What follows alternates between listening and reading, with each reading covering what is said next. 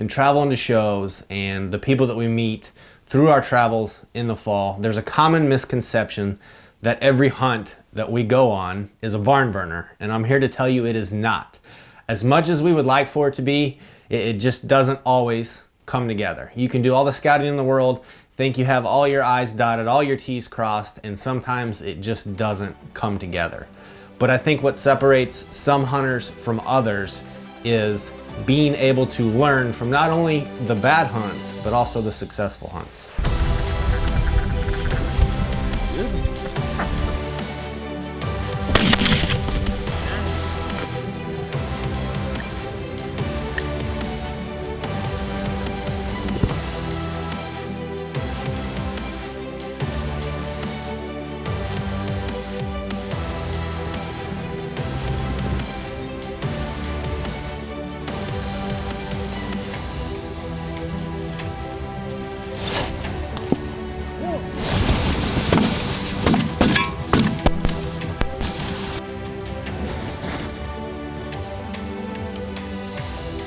It was basically frustration.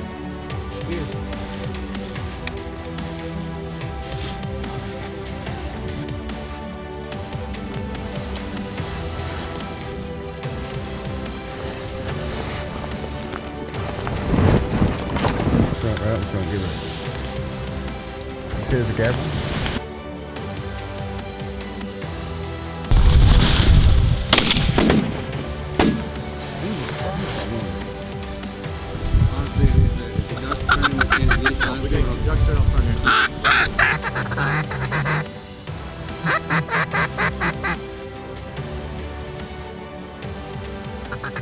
So we scouted these ducks the afternoon that we arrived. We don't know what they did in the morning because we weren't there yet. So the day that we hunted, we went ahead, set up first thing in the morning, and we basically twiddled our thumbs for darn near the entire day. We got into a few of the early groups, but when the big bunches came out late in the day, it was easy to see that what the X was yesterday was not going to be the X today. They were wanting to be 200-300 yards further down the field, and unfortunately that happens. You can put all the puzzle pieces together and think you've got a good plan going in, but you are dealing with a wild animal, and what they like today they might not like tomorrow, and that was exactly the case here.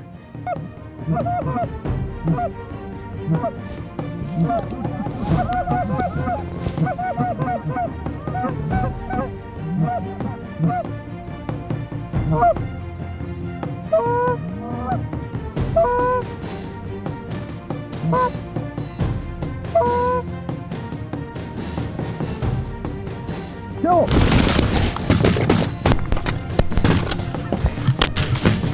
Okay. God damn.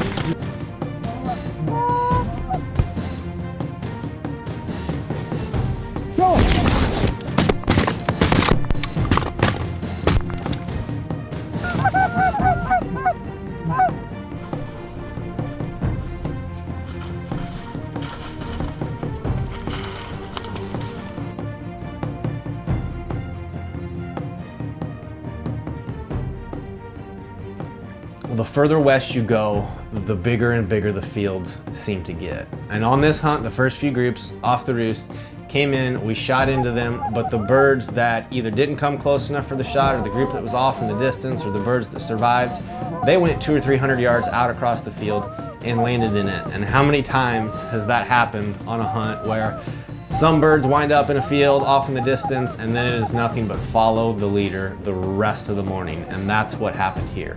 So as we're picking this hunt apart at the end of the day, Eric brought up a really good point. If you think back to your early goose season decoy strategy and using decoys to block birds from other parts of the field, rather than taking your vehicles back to the road where you initially pulled in the field, if the farmer is okay with it, use vehicles and trailers to position out across the field to block birds from short stopping you, from the educated birds going way left, way right.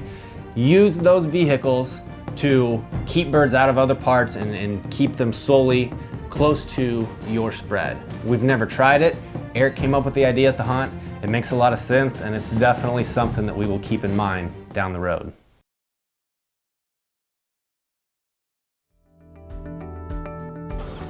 Josh DeWitt with Brookstone Kennels. I want to take a couple minutes today and talk to you about extreme weather conditions with your dogs, and I want to talk about both heat and cold. We'll start with the heat. We're here this morning and it's probably 77, 78 degrees and it feels pretty comfortable to us, but I've got two black dogs out here, Diesel and Wiz, and you can see already just sitting here doing nothing how hot these dogs are getting. Particularly with black dogs, you've got to watch the heat.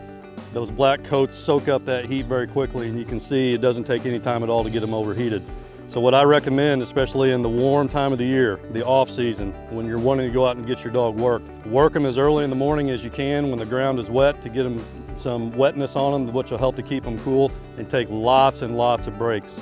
Things to look for if your dog gets overheated: heavy panting, tongue out low, drooling, and if they're acting lethargic or dizzy whatsoever, your dog is overheated and you need to get them cooled down as quickly as absolutely possible.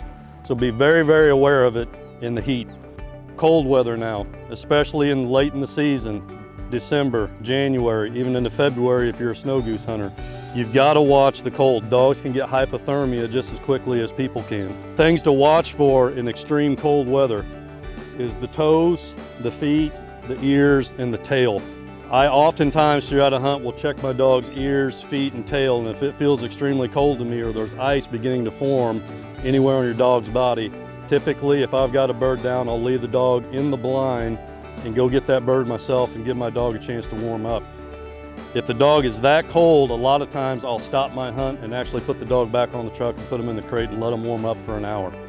Your dog doesn't know when to say, hey, I've had enough. It's your job, it's your responsibility as the owner and the handler to say, it's too cold for my dog, I need to give him a break, I need to let him warm up. So be mindful of that, watch your dog, learn what their body language is telling you, and if they've had enough, quit. Put your dog away and give them a chance to warm up or cool down, depending on what the situation is, and your dog will stay healthy. When we're scouting or trying to set up a hunt, I always play devil's advocate. What if this or what if that? You try to cover all your bases to put a good plan together. And sometimes that plan works perfectly and other times it does not. Here he comes. Get ready. Get ready. Yep, she's ready. Nice. Single.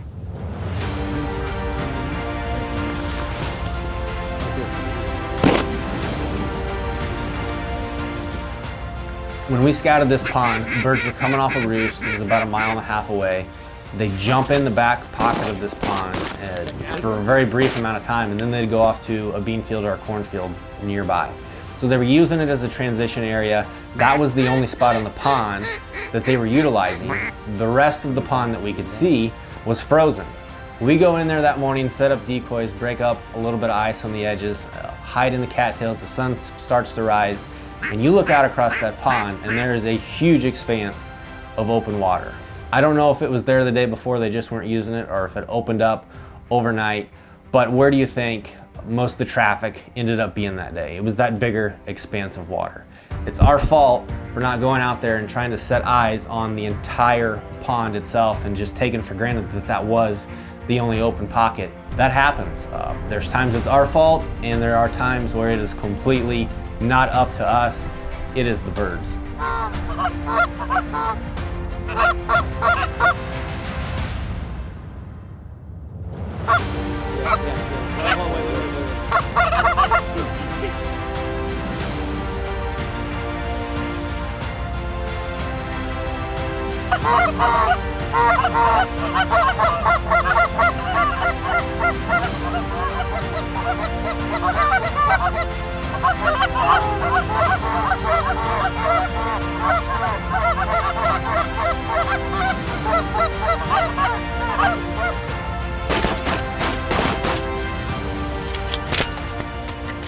You can't get them every day. Sometimes it's our fault, other times it's completely out of our control, like it was on this hunt. These were park birds. They fly once every 2, 3, 4, 5, who knows how many days. They're park geese. They didn't really fly this day. And regardless of the outcome of this hunt or any other hunt, it's important to look back and pick it apart and see what went wrong, what went right, and how you can learn from it. How many times have you heard a guy say, or maybe you've said it yourself, I know I have, like they used to. Well, these birds are all about survival and adapting. And yeah, there's a lot of times they don't do things like they used to, and that's because their survival depends on changing things up. Yeah, they have tendencies, yeah, they have patterns, but they're not always going to be the same. And it's up to us to learn from these hunts and to realize how things are changing and how they are adapting, because we have to adapt and change as well to continue success through the years. And now, you know how obnoxious it is to try to film an interview with flies flying around your face. And there are 2 of them in here that have been driving me nuts this entire time. And I just got one. And the other one, there he is. And now that the interviews are over, all the flies are gone.